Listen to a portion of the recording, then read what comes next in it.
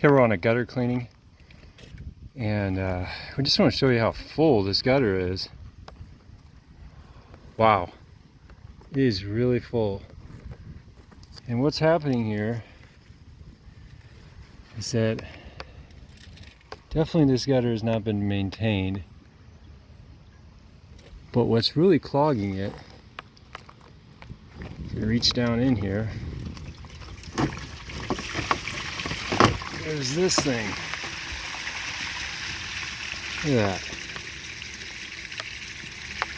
And so this has just been bent and jammed in here.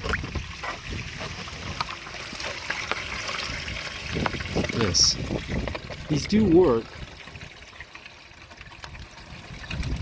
but not when they get so jammed in there. This is gutter clean out. Daystar quality. You can find us on the websites godaystar.com and thedecguy.com.